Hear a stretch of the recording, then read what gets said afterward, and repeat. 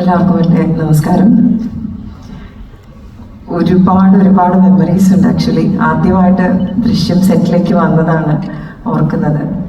കൈകാലൊക്കെ വരച്ച് എങ്ങനെയാണ് പോലീസ് വേഷം ഇടുന്നതെന്നൊക്കെ ആലോചിച്ച് ആ ഒരു നിമിഷമാണ് ഇപ്പോൾ ആലോചിക്കുന്നത്. ഇപ്പോൾ 13 വർഷങ്ങൾ കഴിഞ്ഞു. ഗീതാ പ്രഭാകർ IPS ജോലിയൊക്കെ വേണ്ടാന്ന് വെച്ച് കഴിഞ്ഞ ദൃശ്യം 2-ൽ ജോലിയില്ല, പക്ഷെ പുറകിലായിരുന്നു.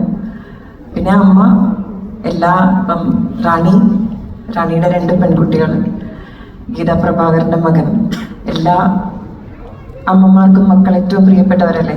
ഇക്ക പറഞ്ഞതുപോലെ എനിക്ക് എപ്പോഴും കുറച്ചൊക്കെ ജോർജ് ജൂലിയുടെ സൈഡിൽ നിന്ന് ചിന്തിക്കുമായിരുന്നു. ഗീതാ പ്രഭാകരൻ അങ്ങനെ ചിന്തിക്കാൻ, അമ്മമാർക്ക് അങ്ങനെ ചിന്തിക്കാൻ ചിലപ്പോൾ സാധിക്കില്ല. എല്ലാവർക്കും അവരവരുടെ മക്കൾ തെറ്റ് ചെയ്താലും അവരവരുടെ മക്കളാണെന്നുള്ളൊരു തോന്നലുണ്ടാവും. നമുക്ക് നോക്കാം ദൃശ്യം 3 വരുമ്പോൾ ഗീതാ പ്രഭാകരൻ്റെ ഒരു അവസ്ഥ എന്താണെന്നുള്ളതൊക്കെ, അമ്മ അതെങ്ങനെ നോക്കിക്കാണുന്നു എന്നുള്ളതൊക്കെ. ഒരുപാട് നല്ല മെമ്മറീസാണ് അന്ന്. ഇന്നും 1, 2, 3ലേക്ക് എത്തുമ്പോൾ ഒരുപാട് സ്വീറ്റ് മെമ്മറീസ്, ഒരുപാട് പേരോട് കടപ്പാട്. ജിത്തു സാറിനോട്, ലാലേട്ടനോട്, ആന്റണി ചേട്ടനോട്, മലയാളി പ്രേക്ഷകരോട് എല്ലാവരോടും കടപ്പാടാണ് ഗീതാ പ്രഭാകർ എന്ന് പറയാനുള്ളത്. Thank you so much.